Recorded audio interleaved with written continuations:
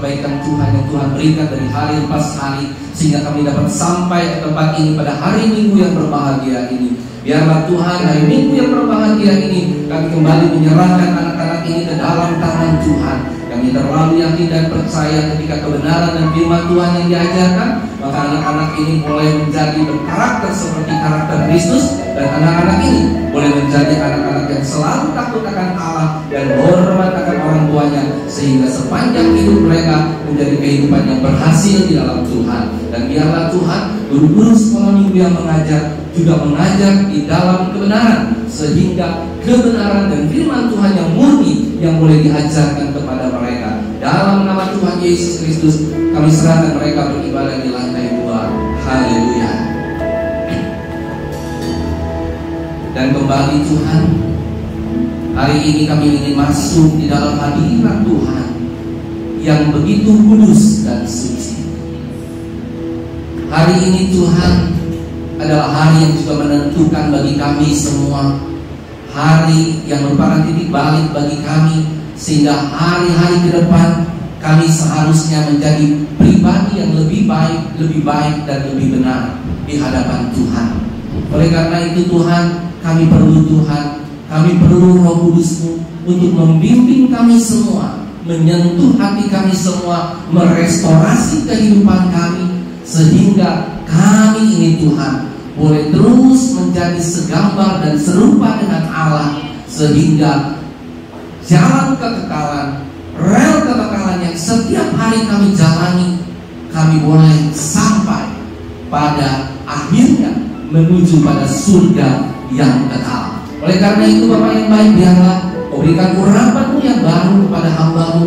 Urapi lewat mulut, lidah, bibir hamba-Mu, hati hamba-Mu, roh hamba-Mu, bahkan seluruh properti hamba yang ada di dalam tubuh ini, sehingga apapun yang hamba-Mu perkatakan bukan hamba-Mu lagi, tetapi Yesus Kristus yang boleh nampak dan beraksara dengan heran dan luar biasa.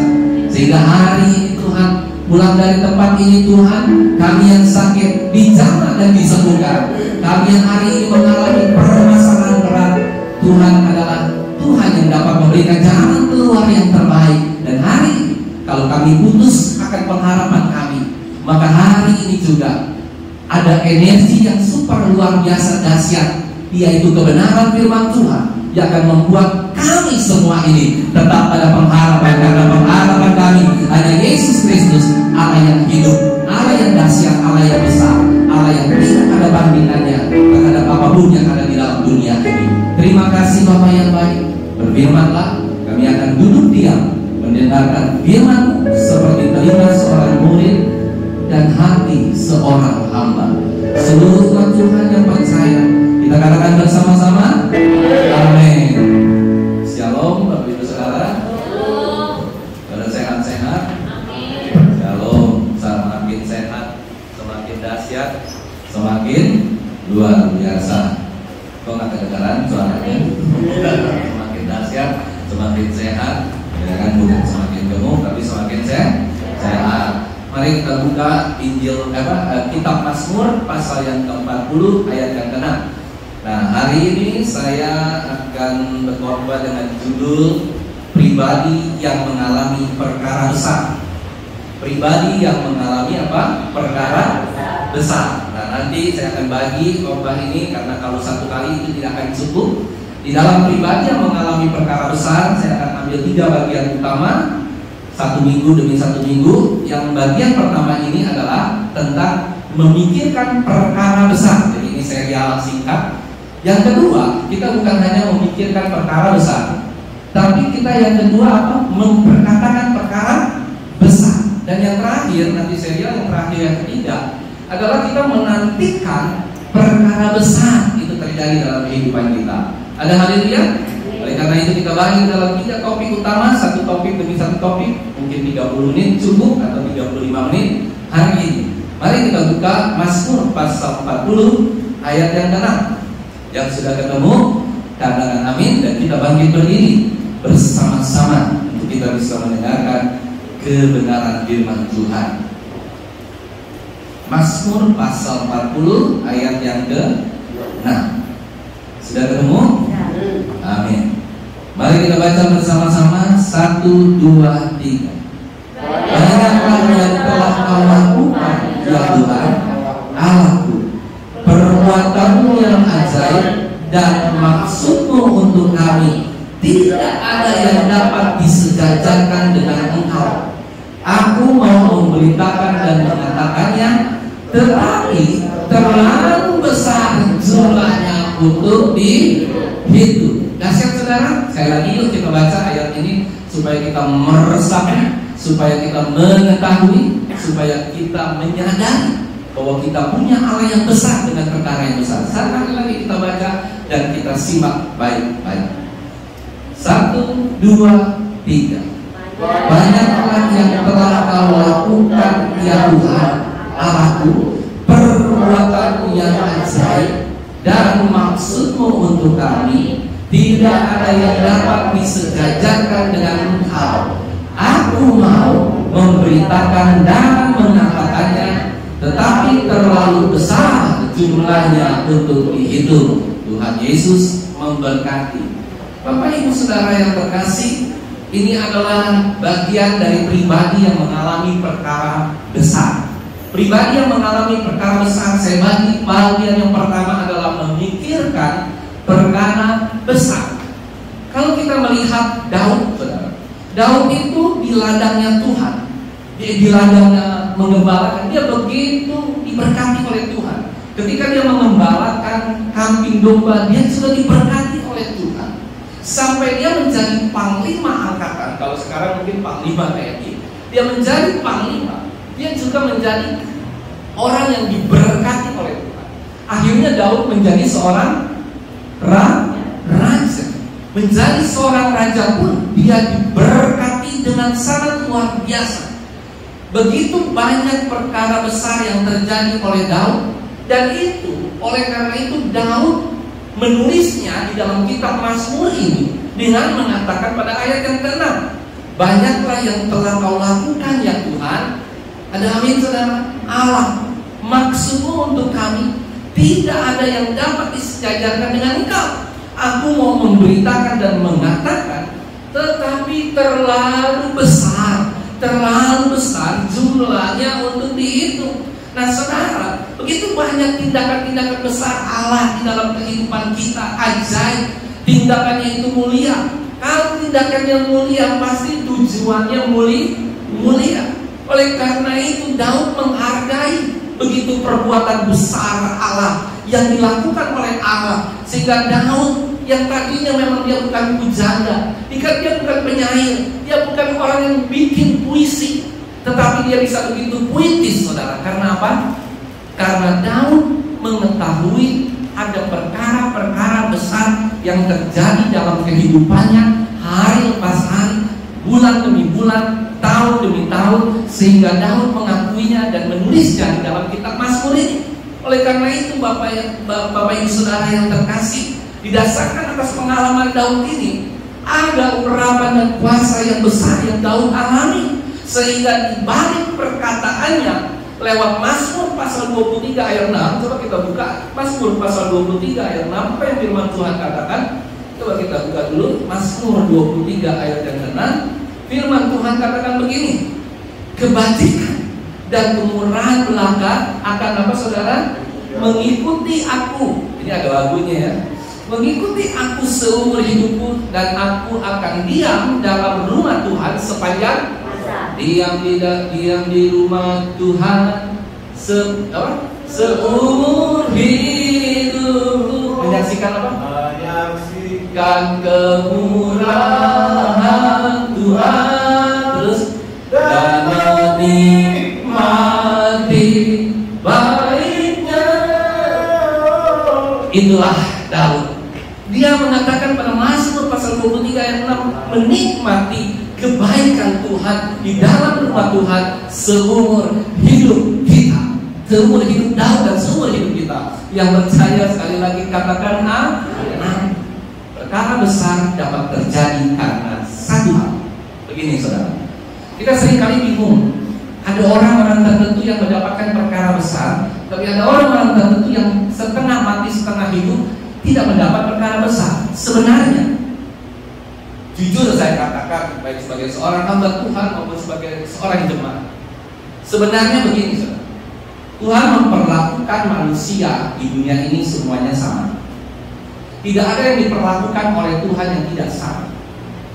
Setiap manusia yang dijadikan oleh Tuhan dan ada pada saat ini itu adalah ciptaan Tuhan. Kalau dia adalah ciptaan Tuhan, kasih karunia dari Tuhan itu sama terhadap setiap manusia. Yang percaya katakan amin. Tepuk dulu kiri kananmu. Engkau sama karunia-Nya, engkau sama kasih karunia-Nya kepada setiap orang. Ada haleluya? Sama. Tidak ada yang beda. Masalahnya hanya satu. Ketika Tuhan memberikan kasih karunia-Nya kepada kita, apakah kita menyambutnya? Apakah kita menangkapnya? Apakah kita merepresentasikannya dalam kehidupan kita? Itu yang jadi masalah. Seringkali kita tidak sadar akan kasih karunia Tuhan yang begitu besar dalam kehidupan kita. Jadi begini, saudara, kasih karunia-Nya itu dengan kemampuan kita itu akan bertemu di satu titik yang akhirnya membuat momentum besar dan ledakan besar. Itulah perkara besar. Seperti perkara keselamatan juga sama.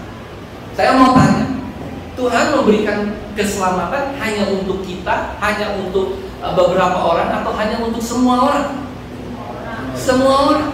Tapi berapa banyak orang yang menangkap momentum itu? Berapa banyak orang yang meresponi momentum itu sehingga perkara besar itu terjadi dalam kehidupannya? Perkara besar yang paling besar dalam kehidupan kita adalah keselamatan. Ada amin? Keselamatan. Tapi kita seringkali kita tidak menangkap keselamatan itu. Kita tidak mau meresponi keselamatan itu. Kita tidak mau ikut sarannya Tuhan. Oleh karena itu begitu juga dengan perkara besar. Kita perkara besar itu seharusnya datang dari pikiran kita yang besar. Pikiran kita yang besar, logika kita yang besar itu bisa terjadi, ya, bukan hanya karena kita itu orang yang berlatar belakang kecil, berlatar belakang susah, tetapi itu kita terjadi karena perkara besar ini bukan terjadi karena kita punya ekonomi yang baik. No, perkara yang besar ini bukan karena kita punya kemampuan yang hebat, bukan karena kita seorang insinyur, bukan karena kita seorang dokter, profesor. No, perkara besar ini bisa terjadi bukan berdasarkan hitungan matematika, bukan berdasarkan hitungan fisika, bukan berdasarkan perhitungan ekonomi. Perkara yang besar ini bisa terjadi ketika kita itu menyediakan hati dan pikiran kita untuk dapat meresponi kasih karunia Allah yang besar dalam kehidupan kita. Yang percaya katakan amin. Saya mau nanya sama kita semua, dalam perjalanan hidup kita, setiap orang pasti lebih dari 1 atau 2 kali mengalami perkara besar. Ya Pak ya? Halo, ya Pak ya? Perkara besar yang sudah menikah. Apa perkara besar bagi para bapak ibu saudara yang sudah menikah? Pernikahan. Itu perkara kecil atau perkara besar? Besar. Mungkin bagi yang belum menikah, diberikan pekerjaan, itu perkara kecil, perkara besar? Perkara besar. Mungkin saudara diangkat dari seorang staff menjadi supervisor, dari supervisor menjadi manajer. Itu juga perkara besar yang Tuhan berikan dalam kehidupan kita. Lebih mungkin, saya lihat rata-rata mungkin lebih dari 5 kali selama kita hidup, kita bisa mengalami perkara besar. Ya Pak ya, Bapak Ibu. Nah, perkara besar ini saudara bisa terjadi bukan karena hal-hal yang lain, tetapi terjadi karena hasil pemikiran kita, saudara. Bila mana kita dapat mengalami perkara yang besar? Yang pertama tadi saya sudah bilang, kita bisa mengalami perkara besar karena kita memikirkan perkara yang besar. Yang kedua, kita bisa mengalami perkara yang besar karena kita memperkatakan, nanti serial yang kedua, memperkatakan perkara yang besar. Yang ketiga, kita bisa mengalami perkara yang besar ketika kita menantikan perkara besar terjadi dalam kehidupan kita. Saudara yang terkasih, hari ini kita akan ambil 1 poin saja, yaitu bagaimana kita bisa memikirkan perkara-perkara yang besar. semua pemikiran manusia. Pemikiran itu adalah logika.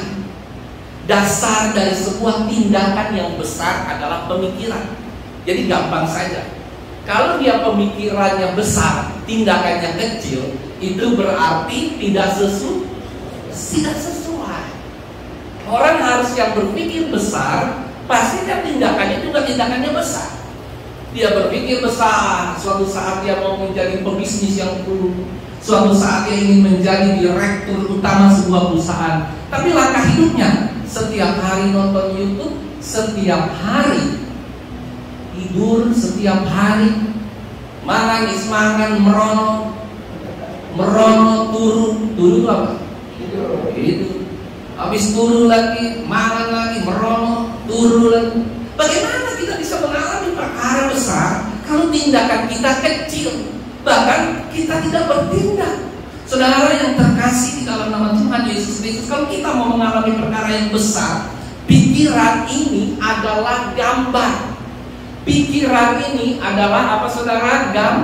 Gambar.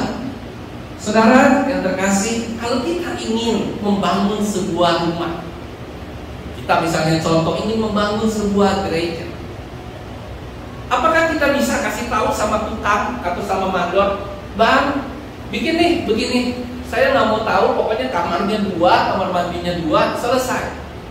Ternyata ketika jadi tidak sesuai dengan yang kita pikirkan. Kita harus gambar, kita harus bikin dulu apa tuh namanya, maketnya. Kita harus bikin gambarnya. Dan setelah ada gambarnya, maka orang-orang di sekelilingnya baru tahu, oh ini ada perkara yang besar terjadi. Begitu Bapak Ibu Saudara. Jadi gambaran ini adalah begitu sangat utama dalam kehidupan kita, sehingga ketika kita benar menanggapi gambaran itu dan kita yakin akan gambaran itu, maka perkara itu akan terjadi dalam kehidupan kita. Ada amin saudara? Saudara ingat satu cerita yaitu Yusuf. Masih ingat cerita Yusuf? Yusuf dihina. Yusuf perjanjian lama ya, bukan perjanjian baru. Yusuf dihina, Yusuf disesah, Yusuf dibully, Yusuf disingkirkan, Yusuf mau dibunuh saudara. Yusuf melawan berapa orang? 10 orang, 1 banding 10. Kalau kira-kira kalau kita 1 lawan 10 menang siapa? 1 lawan 10. Ternyata Yusuf punya pikiran besar. Apa pikiran besar Yusuf? Pikiran besar Yusuf hanya satu. Dia ingin menjadi pejabat, dia ingin menjadi orang yang diberkati supaya bisa memberkati bangsanya, terutama keluarga. Itu pikiran Yusuf. Dia tidak peduli dengan adanya siksaan, hinaan, tantangan, rintangan, pencobaan, sehingga suatu saat kelak benar terjadi. Yusuf akhirnya bisa memberikan makan kepada saudara-saudaranya ketika terjadi kelaparan di Mesir. Ketika terjadi, Yusuf sudah menjadi seorang pejabat di Mesir. Ada haleluya. Ada amin saudara. Itulah pikiran besar yang Yusuf miliki. Nah inilah kisah Yusuf. Dia menggambar, dia tahu apa yang dia inginkan. Oleh karena itu Bapak Ibu Saudara, marilah kita punya pikiran-pikiran yang baik, bukan pikiran-pikiran yang jahat. Pikiran kita setiap hari kita olah untuk pikiran-pikiran yang baik, bukan pikiran-pikiran yang buruk. Pikiran-pikiran yang selalu baik, selalu besar. Saudara yang terkasih, jangan pernah punya pikiran-pikiran yang jahat, karena pikiran itu pasti ada stimulusnya. Pikiran yang kita pikirkan ini pasti ada inputnya, ada stimulusnya. Apa itu input dan stimulusnya? Banyak saudara. Kalau saudara ingin memikirkan perkara-perkara yang besar, saudara baca YouTube setiap hari, kerjanya cuma bacain TikTok, maka tindakan saudara akan jadi tindakan TikTok. Katakan kiri kananmu, TikTok. TikTok. Ya kan? Setiap hari ini kita nonton TikTok, ya kan? Goyang begini kan? Begini. Nah lama-lama di gereja juga begini. Ya kan? Benar nggak? Setiap hari apa yang kita pikirkan, apa yang jadi input, stimulus itu. Kita lihat setiap hari orang jualan di YouTube, Instagram, IG, dan yang lain. Akhirnya kita punya pikiran, wah enak juga ya jadi pedagang. Pedaganglah dia di dunia maya. Ada beberapa input itu saya nggak bilang input itu jelek semua, tidak. Tetapi baiklah kita menyaring semua input itu sehingga hal yang bermanfaat saja yang kita ambil, sehingga kita bisa membuat kehidupan kita menjadi punya pemikiran yang besar dan tindakan kita juga besar. Saudara yang terkasih, itu baru salah satu. Coba kita lihat lagi apa kata Yusuf ketika dia bisa mengarungi ini semua. Kita Kejadian pasal 50 ayat 19 sampai 21. Coba kita lihat Kejadian pasal 50 ayat berapa? 19 sampai 21.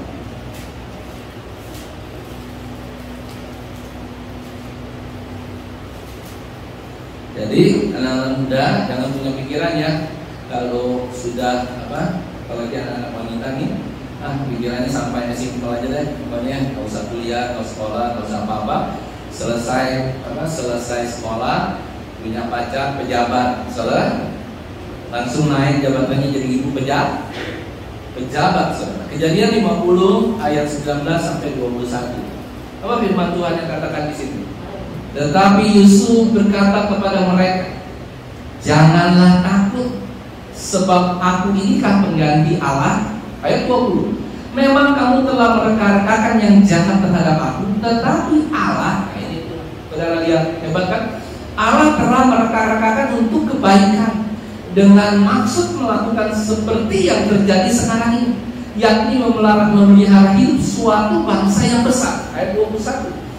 Jadi janganlah takut, aku akan menanggung makan dan makan anak-anakmu juga. Demikianlah yang menghiburkan mereka dan menenangkan hati mereka dengan perkataannya. Artinya apa saudara? Artinya Yusuf itu berhasil dengan pikiran yang besar, berhasil dengan tindakan yang besar. Jadi ketika pikiran itu besar, maka kita juga akan mempunyai tindakan yang besar. Kalau pikirannya kecil, kita akan bertindak yang kecil. Nah, sekarang kita mau belajar lagi, kita drill down lagi lebih detail. Tadi gimana caranya kita bisa mendapat mengalami perkara besar. Untuk mengalami perkara besar, kita harus yang pertama memikirkan perkara besar. Yang kedua, kita harus memperkatakan perkara besar. Yang ketiga, kita menantikan perkara besar. Nah, yang kita memikirkan perkara besar, kita drill down lagi, kita detailkan lagi, kita lebih rinci lagi. Bila manakah kita memikirkan perkara besar? Bila mana kita memikirkan perkara besar ini? Yang pertama, kita memikirkan perkara besar, kita bagi dalam 3 lagi, yaitu memperluas tatapan kita. Yang kedua, bagaimana caranya kita menghargai saudara? Talenta kita. Kalau kita memikirkan perkara besar, kita harus memperluas tatapan kita. Yang kedua, kita harus menghargai talenta. Dan yang terakhir, yang ketiga, kita harus menambah energi tenaga kita. Nah, yang pertama itu kita lihat memperluas tatapan kita. Saya mau katakan begini, Bapak Ibu Saudara, jangan kita hanya fokus saja pada satu benda atau pada satu pandangan. Ya Pak ya, begini loh maksud saya. Kalau kita fokus hanya pada satu pandangan, maka yang sekeliling kita akan kelihatan.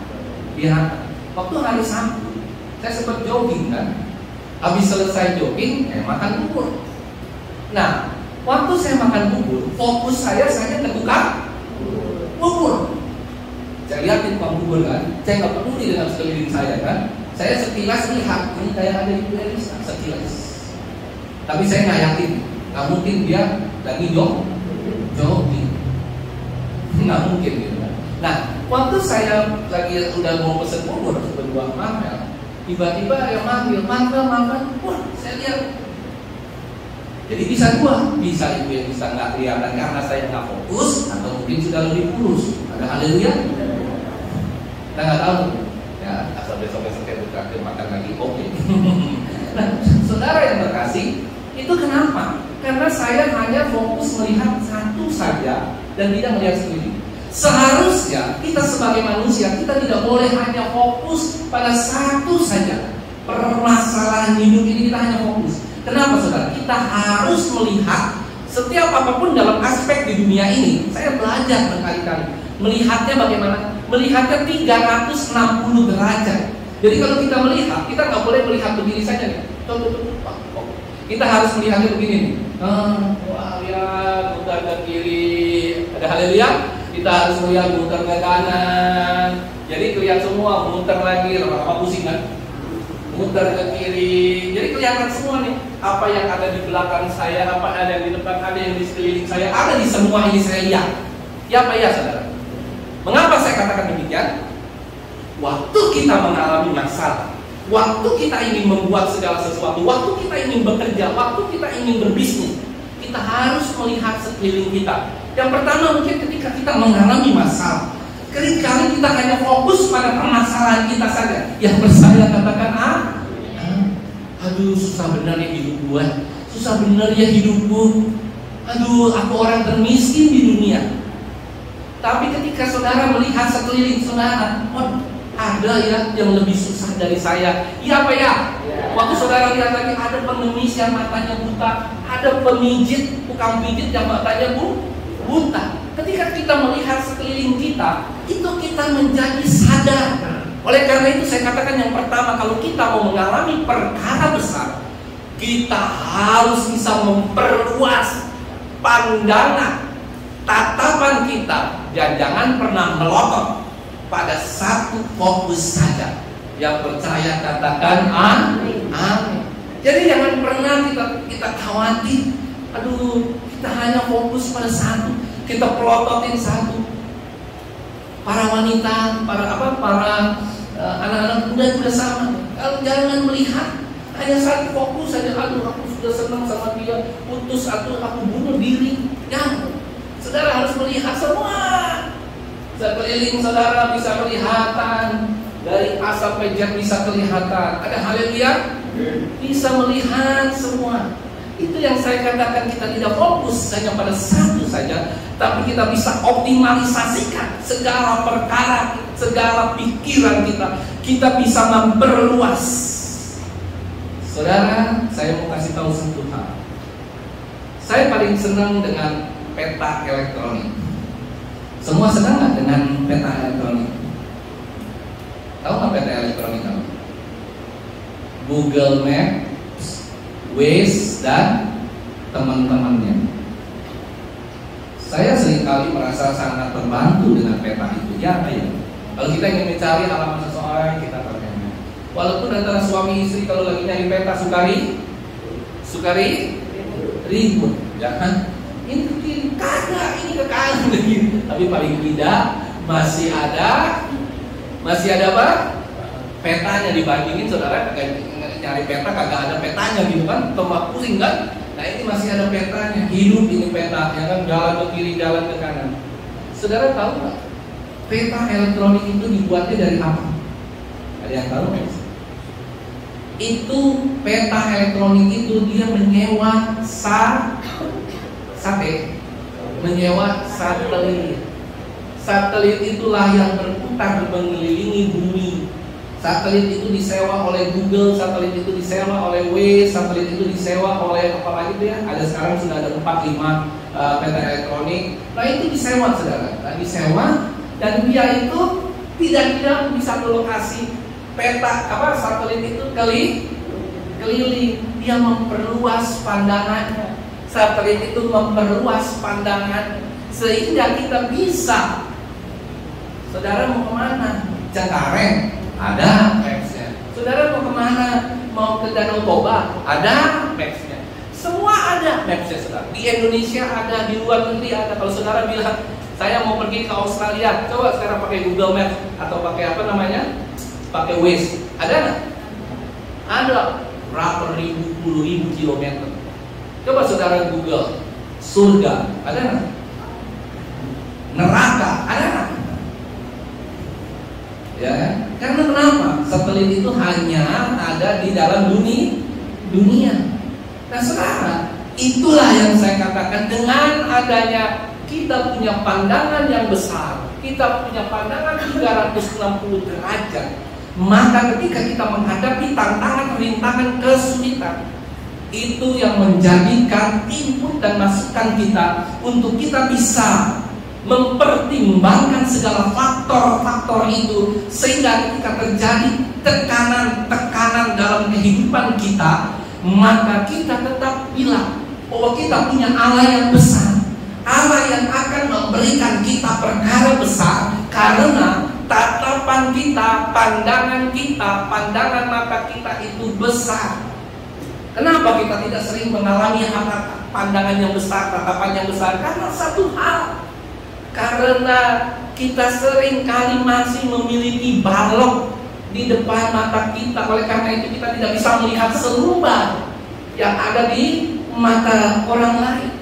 Kalau kita copot baloknya, itu bicara soal mental block, bicara soal orang yang kena mental block. Dia bilang, aduh, saya melakukan ini nggak bisa, ini gagal, ini nggak bisa, ini nggak itu nggak bisa, ini itu nggak bisa, ini tidak, saudara.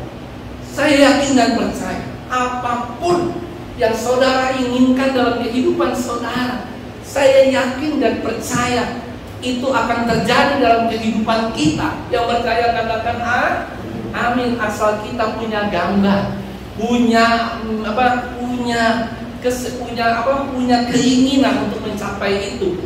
Itu yang saya katakan perkara besar. Pemikiran besar harus ada dalam kehidupan kita. Dari pikiran itu kita akan menghasilkan tindakan. Ada hal yang dulu sekali ya, Bapak lumayan ya, tahun berapa itu ya, tahun 98 atau 99. Waktu saya belum sekolah teologi, waktu masih sekolah di Mawar Saron situ ya, sekolah short 6 bulan sebelum saya sekolah teologi S2, S3, S2 lah ya, dulu S2 dulu. Saya sangat menginginkan menjadi seorang hamba Tuhan yang kalau saya lihat ada yang ngajar, wah, hamba Tuhan ini ngajar tuh, wah, bikin saya tenang-tenang, terkagum-kagum melihat. Ketika saya lihat, pun lebih luar biasa lagi. Gelarnya Bapa, Pokok, begini-begini kan, bla bla bla bla bla. Saya kagum sekali akan itu hamba Tuhan gitu ya. Tapi bukan memberhalakan, bukan, tapi kagum. Sampai suatu saat saya ke Rawamangun. Ngapain saya ke Rawamangun? Saya bikin kartu nama. Saya lihat kartu nama itu pendeta luar biasa. Jadi itu ada pendetanya lagi kan, pendeta, dokter, bla bla bla bla. Saya nggak sebut nama. Saya tiru kayak begitu. Padahal saya belum jadi pendeta, belum jadi punya gelar satupun, hanya gelar insinyur saja S1 saya. Pegang satu box, tapi saya nggak bagiin orang, enggak. Itu kalau bagiin sama orang ilegal, bukan, belum jadi pendeta, belum punya gelar, sok bagi-bagi, enggak. Saya taruh itu di dalam laci saya. Waktu itu tahun 1999, ya kan, Joe masih umurnya masih 4 tahun ya, ya kan, Ferry baru 1 tahun, masih Unyo, sekarang sudah, sudah mengapa-ngapa. Dulu dia masih unyu-unyu, ya kan. Kalau jalan masih suka kelopak, kelepuk, jatuh, kedebuk, gitu kan. Ngungsep ke kiri, ngungsep ke kanan, gitu kan. Nah, jadi waktu itu masih pada kecil, saudara. Wah, saya punya itu kan, kartu nama yang saya taruh di laci. Tapi saya sudah tulis kan, pendeta, doktor, insinyur, kurniawan, MA, MNEK. Nah, cerita aja begitu kan. Nah, saya taruh aja tuh. Ternyata tahun demi tahun 2004 atau 2006 terlaksana apa yang saya tulis tepat. Saudara bisa bayangkan? Nggak pernah saya pikirkan, nggak pernah saya, cuman saya punya keinginan perkara besar yang saya taruh. Setelah saya lihat lagi, wah benar ya, akhirnya jadi. Walaupun terakhir saya tidak pernah, walaupun di YouTube, walaupun lagi dipakai di beberapa channel, Saya nggak pernah lagi mau, Bapak gelarnya apa? Dokter, insinyur, apa ini? Nggak usah pakai gelar. Biasa saja, itu hanya buat di belakang saja, kecuali seminar atau apa ya. Nah, saudara yang terkasih, itulah salah satu yang saya inginkan dan terjadi karena perkara besar. Ya, perkara besar untuk tujuan mulia, bukan perkara besar untuk kepentingan pribadi. Perkara besar itu kita wajib. Nah, perkara besar ketika saya menjadi pendeta, perkara besar ketika saya mau sekolah teologi, tujuan saya bukan uang, tujuan saya bukan mengkolek. Pikir gitu kan, beberapa teman saya sering kali berbicara hal-hal yang duniawi. Teman-teman pendeta, saudara, bukan teman-teman di luar itu, teman-teman pendeta, teman teologi, pokoknya kita kalau jadi pendeta nih mantap, pertumbuhan, ya, terus kolektor segala macam semua, ya kan? Nanti bisa ini, bisa itu, uang terus yang dipikirin, saudara. Sehingga saya berpikir, begini ya cara berpikir. Padahal seharusnya menjadi seorang hamba Tuhan adalah membimbing jemaat agar jemaat ini bisa tetap masuk di dalam rel kekekalan dan di ujungnya dia selamat masuk ke dalam surga.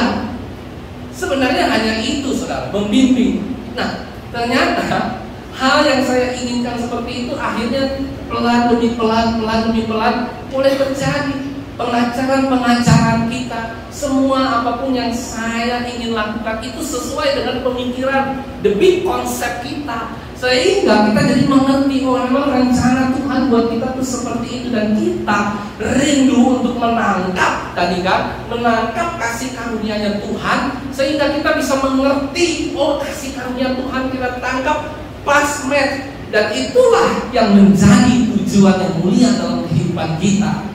Yang percaya katakan amin. Perkara besar itu bukan hanya terjadi dalam pelayanan. Perkara besar itu terjadi dalam usahamu.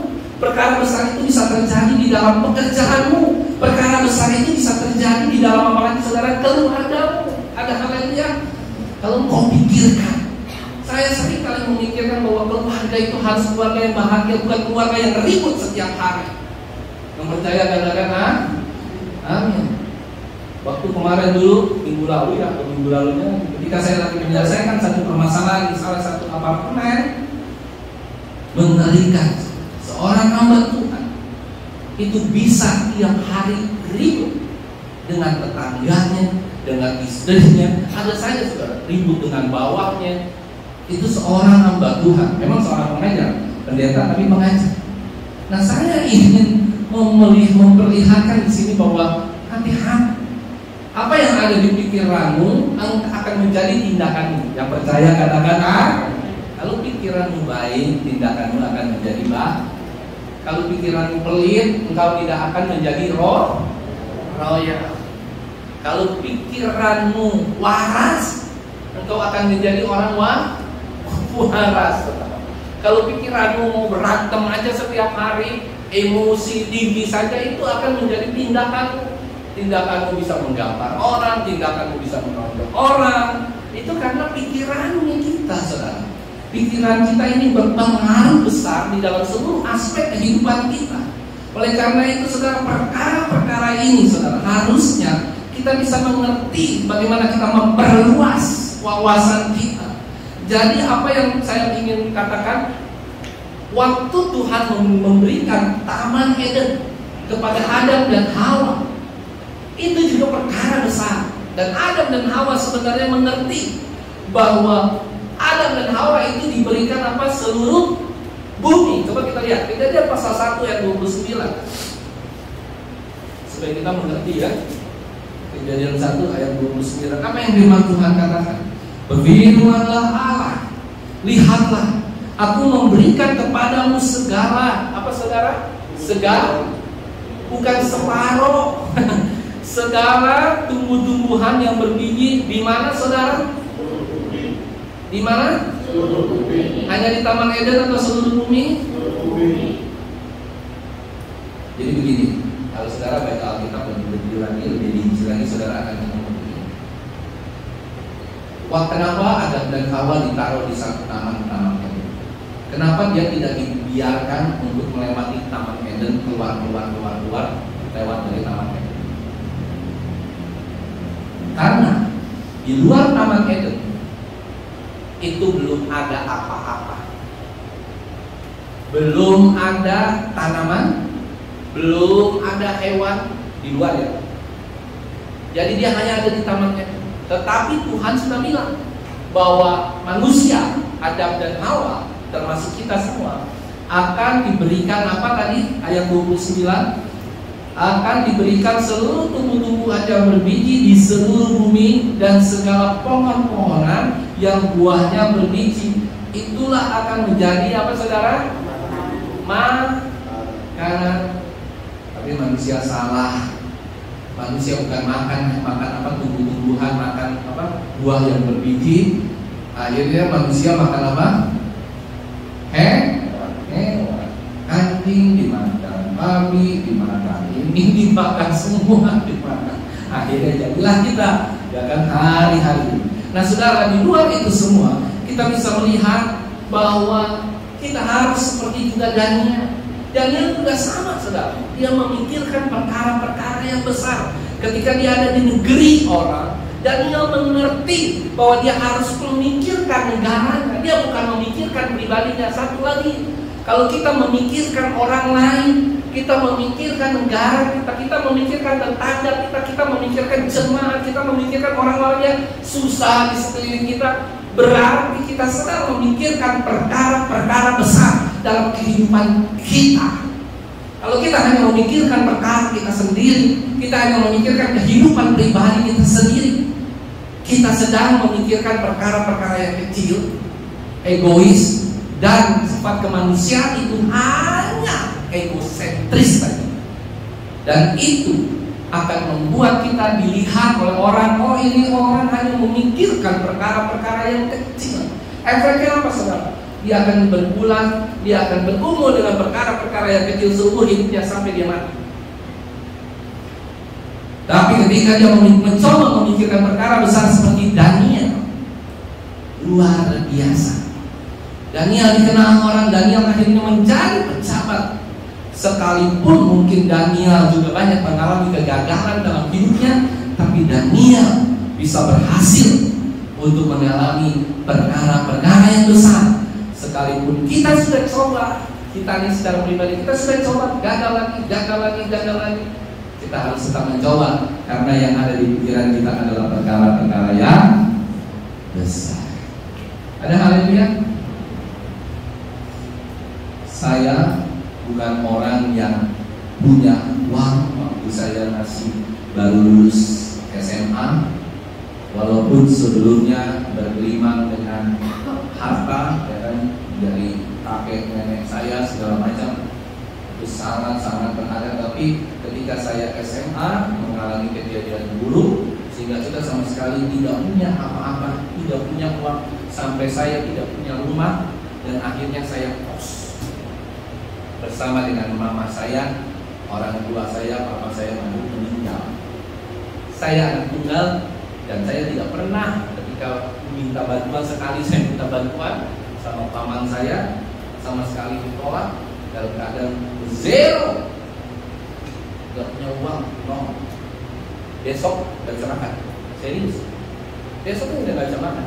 Kita bisa kos, itu terakhir bayar uang kos, karena dikasih dari rumah, suruh pergi sama bank, kasih rumah, kasih uang, bisa kos, tapi nggak punya duit saudara. Coba, apa yang saya pikirkan? Saya tidak frustasi, saya tidak mundur, saya tidak gantung diri di pohon cabai, saya tidak aduh pusing nih, tabrakin aja deh. Badan kita udah pusing, udah nggak ada harapan. Padahal memang secara logika tidak ada harapan, tidak ada harapan secara logika. Tapi saya di kamar kos itu, di dekat menteng itu, bukan di menteng besar ya, di menteng kecil. Itu ada kosnya murah. Saya memikirkan perkara-perkara besar. Saya bilang, Tuhan, saya coba melamar nih, lamar Bu. Hari itu melamar kerja, saya ada 2 perusahaan yang saya lamar, direct. Saya kirim lamarannya pakai pos. Saya bilang pasti saya terima. Dan kalau saya diterima, saya yakin saya akan menjadi suatu saat akan menjadi direktur perusahaan dimanapun, kapanpun. Dan saya tidak punya apa, tidak punya ini, tidak punya ini. Dan akhirnya benar. 2 hari kemudian, ya kan kita sudah setengah-setengah puasa, pagi makan sore enggak, atau sore makan pagi enggak, sampai malam. Lagi tiba-tiba ada panggilan, dan panggilan itu bukan cuma satu, saudara. Ternyata satu lagi saya nggak tahu saya kapan saya kirim. Ada 3 panggilan, 3 perusahaan lumayan besar. Akhirnya saya pilih, dan saya ambil satu aja. Satu kan mungkin jadian. Saya dapat satu, dapat langsung kerja.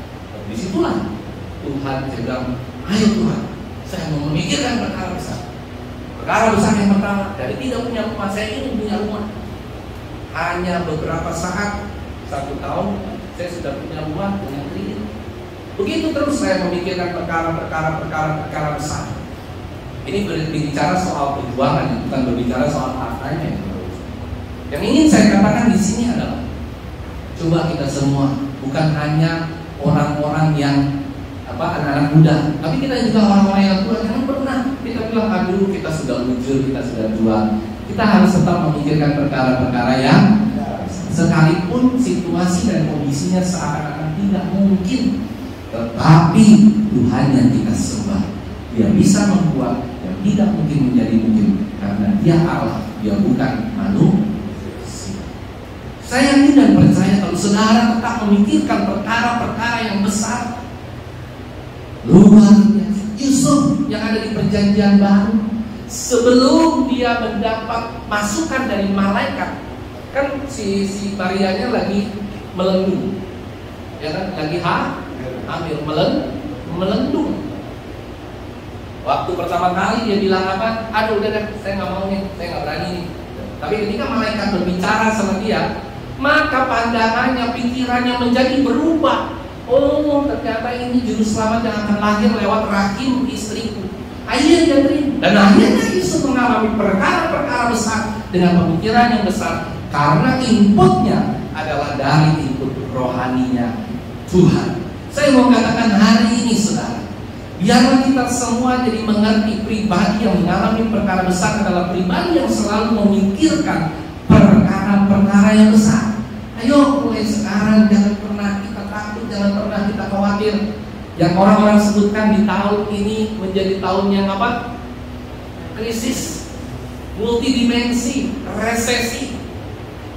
Tapi anak-anak Tuhan yang memikirkan perkara-perkara besar, saya yakin dan percaya dia tetap akan dapat survive, bahkan lebih luar biasa lagi. Yang percaya katakan amin. Yakin nggak kalau saudara? Amin. Yang musuhnya kalau begini, amin, gitu lah ini. Amin. Musuhnya kalau begini, amin. Berarti saudara sudah imannya sudah bertumbuh. Min. Ya, harus. Karena ya saya yakin dan percaya Tuhan kita adalah Tuhan yang tidak terbatas. Saya sering bilang ya, beberapa khotbah dulu, Allah kita adalah Allah yang tidak terbatas. Kita adalah manusia yang terbatas. Yang tadi saya bilang, ketika kasih karunia Allah yang tidak terbatas ketemu dengan kita yang terbatas, maka kita menjadi tidak terbatas.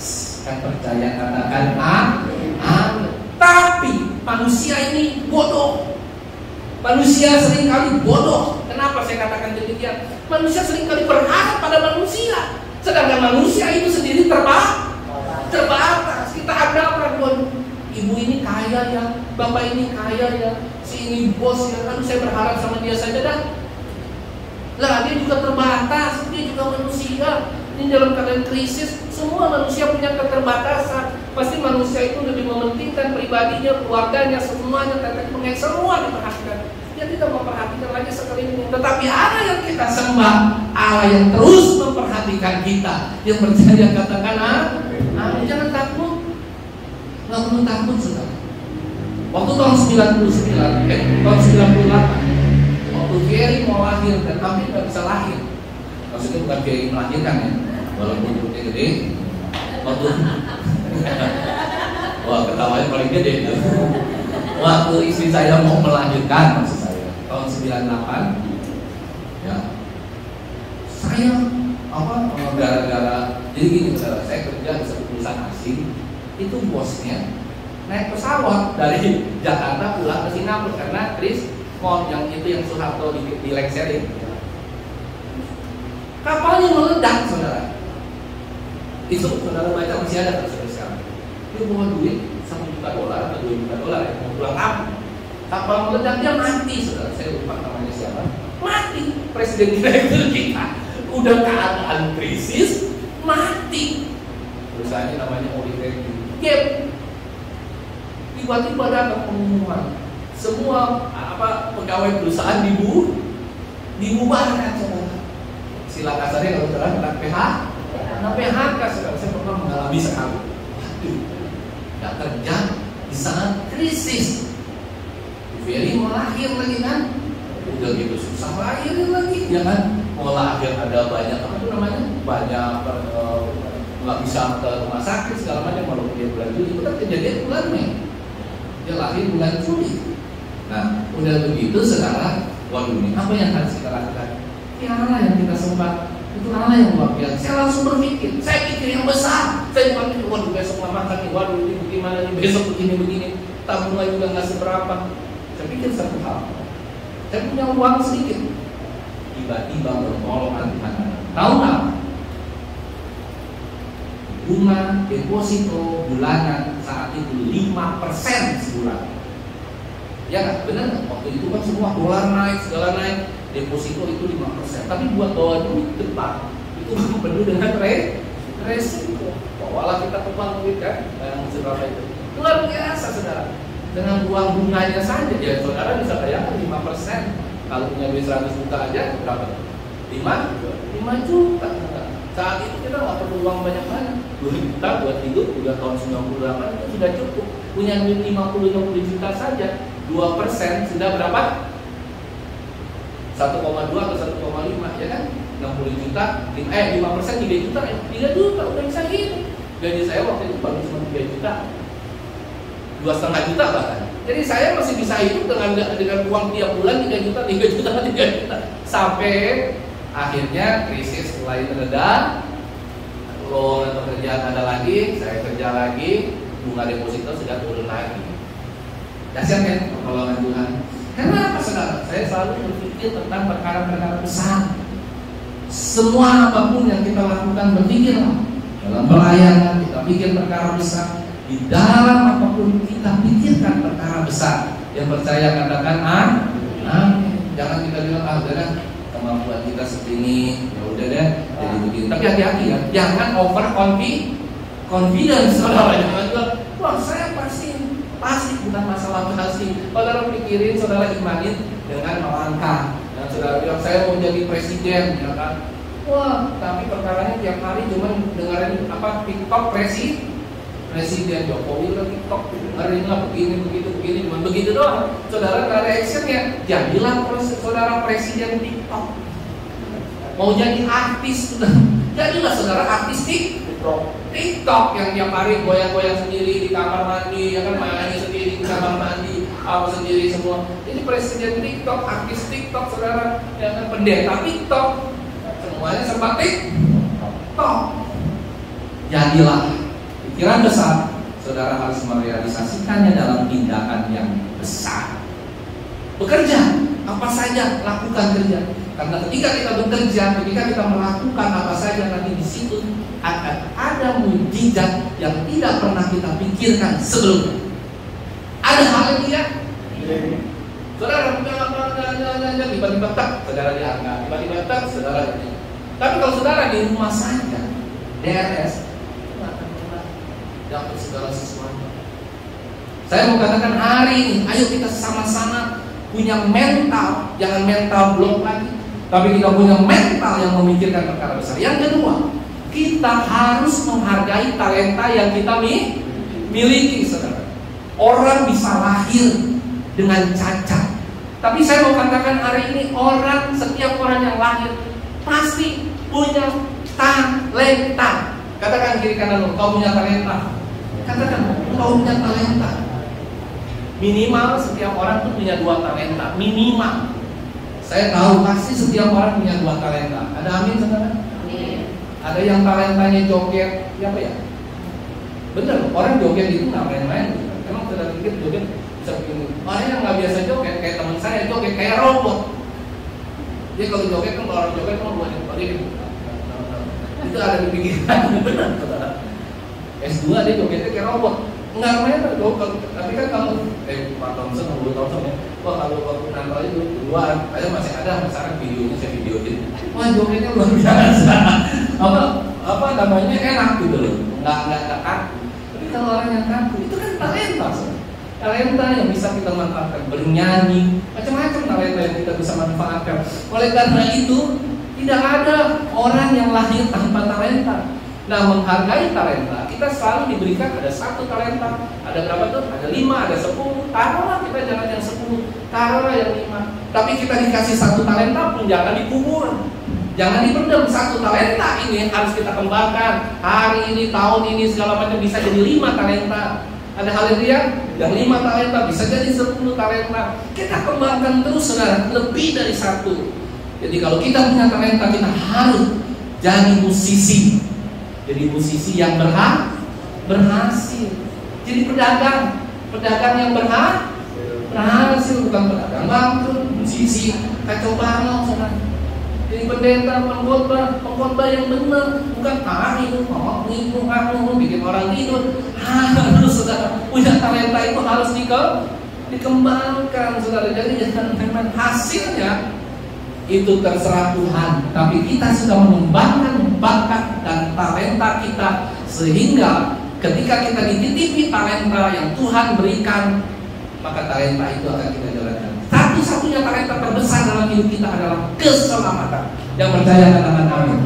Talenta yang dia berikan, yang tadi saya bilang akan disambut oleh kita atau tidak disambut itu terserah kita. Tapi talenta itu Tuhan sudah berikan kepada setiap orang, talenta keselamatan.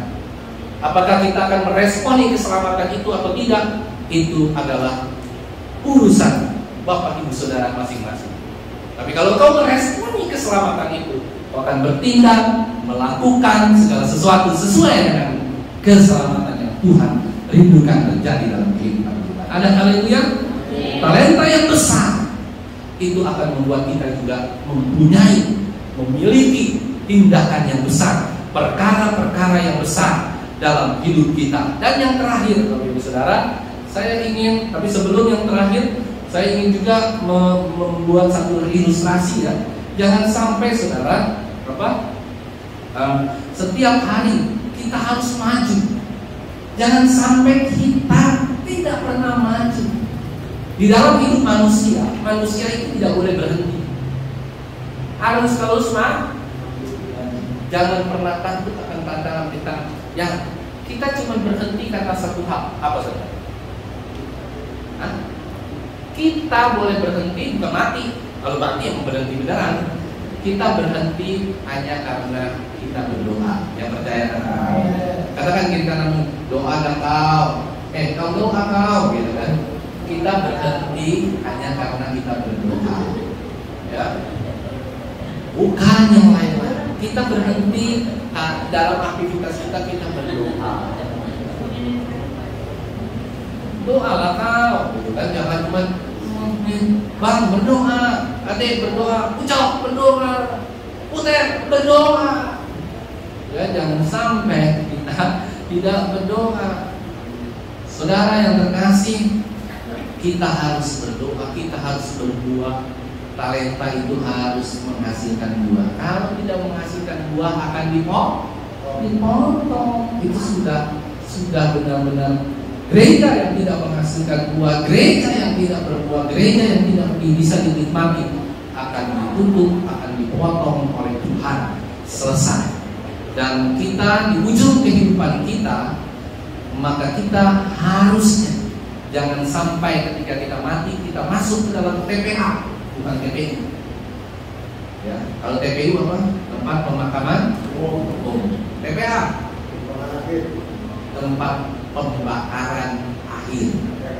Dan sampai kita di dunia bukan TPI, tapi TPA.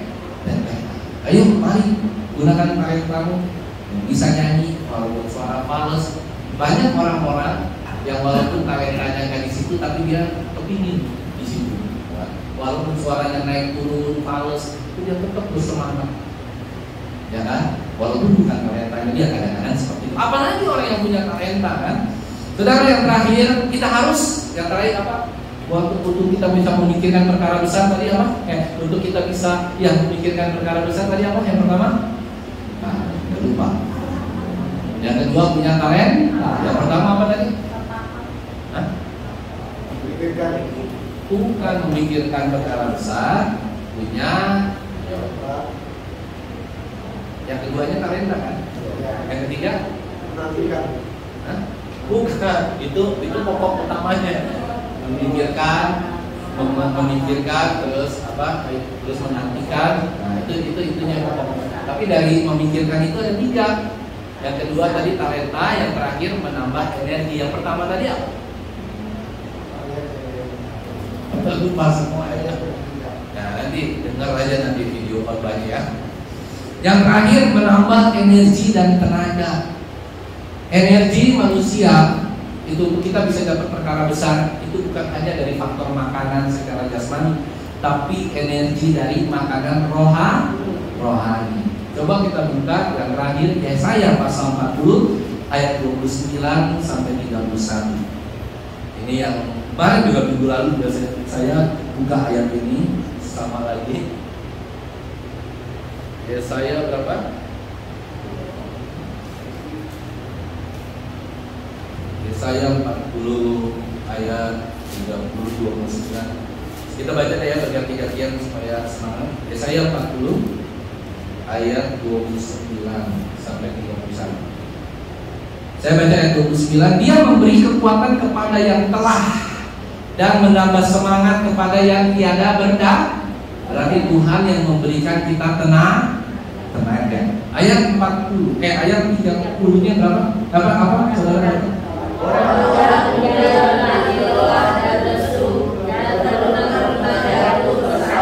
Jadi itulah sifat dasar manusia. Baik dia muda, baik dia tua, manusia itu cepat menjadi lesu, cepat bosan, cepat hopeless, cepat tidak ada harapan. Tapi ayat 31 yuk kita baca bersama-sama. 1, 2, 3. Tetapi orang-orang yang menanti-nantikan Tuhan mendapat kekuatan baru.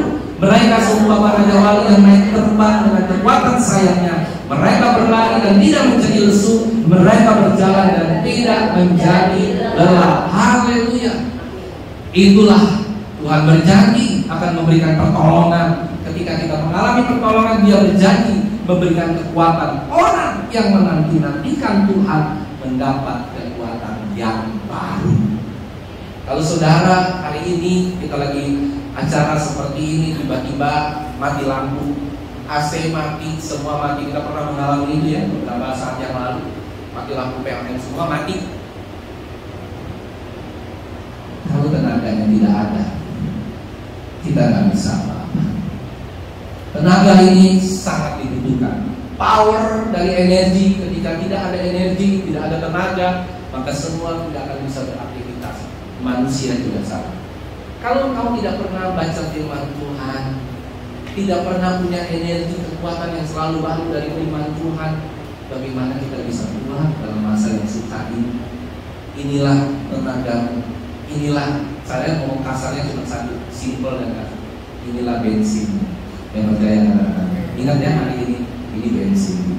Saudara bisa naik mobil tanpa bensin?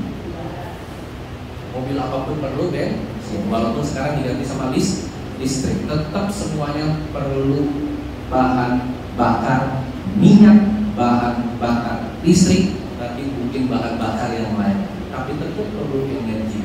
Inilah sumber bensin kita, sumber bahan bakar kita, sumber tenaga kita.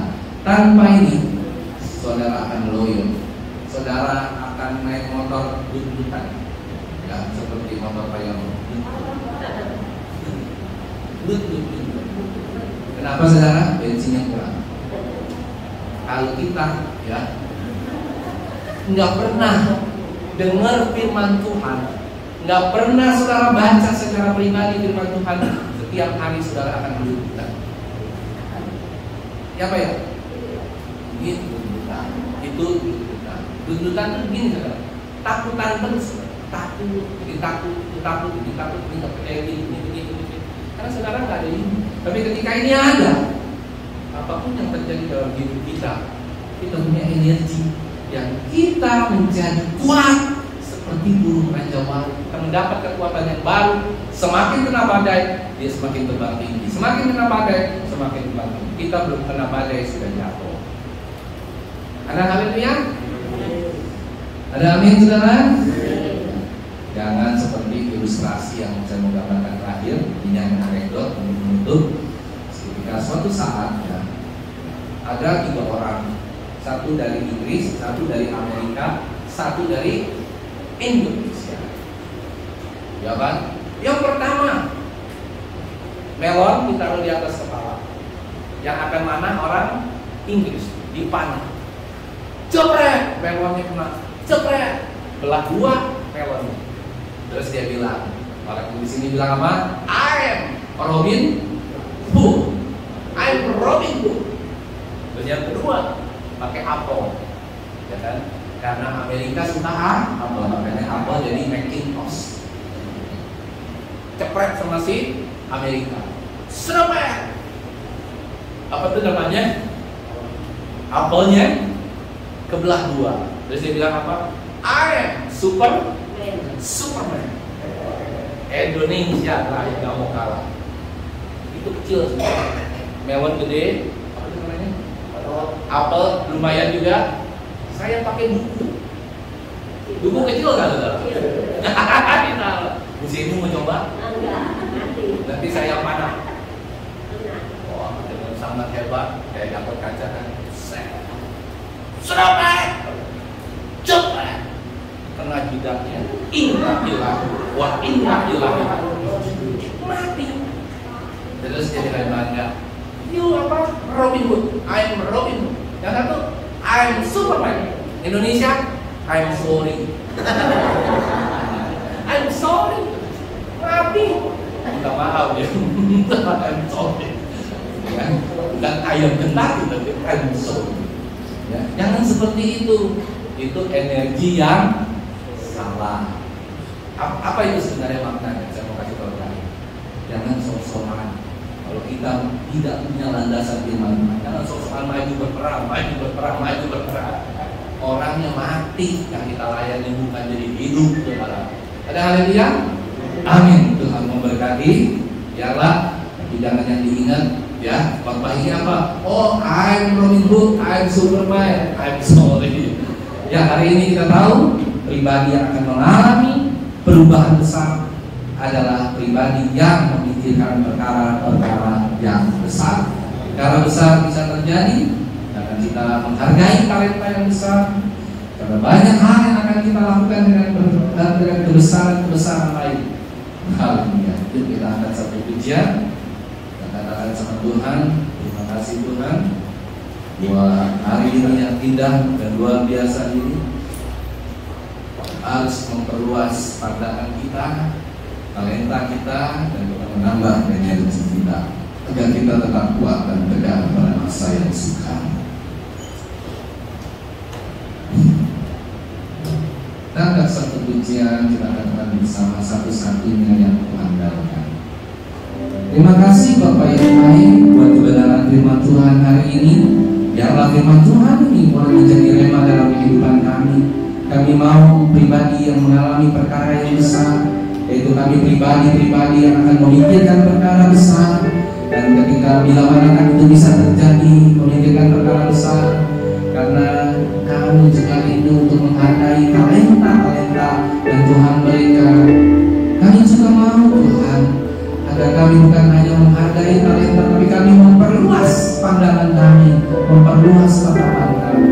Dan yang terakhir, kami mau menambah daya dan energi kami dalam kehidupan kami.